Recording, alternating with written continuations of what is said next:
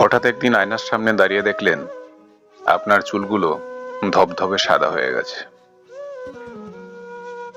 আপনার শরীরে হাত দিয়ে আপনি দেখলেন আপনার ত্বক খসখসে এবং ঢিলে ঢালা হয়ে গেছে।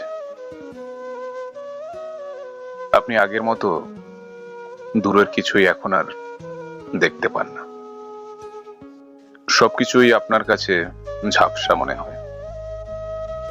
দূরের জিনিস দেখার জন্য আপনাকে চশমার ব্যবহার করতে হয়। এখন চিকেন কষা কিংবা মাটন কষা আপনি কিছুই এখন আর খেতে পারেন না।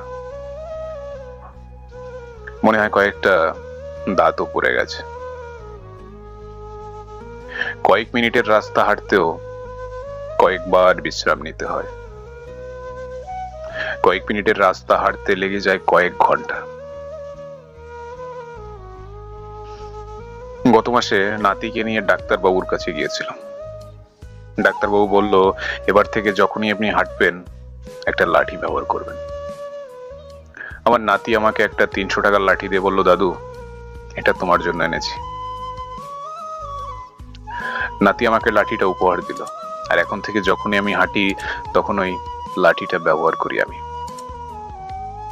মনে হয় আমি অনেকটা বুড়ো হয়ে গেছি। পরিবার, ছেলে মেয়েদের কথা ভাবতে ভাবতে দিন রাত এক করে পরিশ্রম করেছি, কখনো নিজের কথা ভাবিনি। আর হঠাৎ করে মনে হলো আজকে আমার হাতে লাঠি, আর আমি মনে হয় বৃদ্ধ হয়ে গেছি। কখন রাত কখন দিন তাও কখনো বুঝতে পারিনি। কতগুলো বছর পেরিয়ে গেছে তাও কোনো হিসাব রাখিনি। হঠাৎ একদিন আয়নার সামনে দাঁড়িয়ে দেখলেন আপনার চুলগুলো ধবধবে সাদা হয়ে গেছে। আপনার শরীরে হাত দিয়ে আপনি দেখলেন আপনার ত্বক খসখসে এবং ঢিলে ঢালা হয়ে গেছে। আপনি আগের মতো দূরের কিছুই এখন আর দেখতে পান না।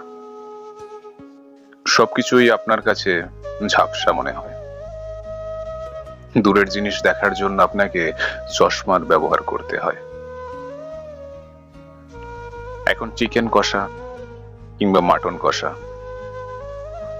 আপনি কিছুই এখন আর খেতে পারেন না। মনে হয় কয়েকটা দাঁতও পড়ে গেছে।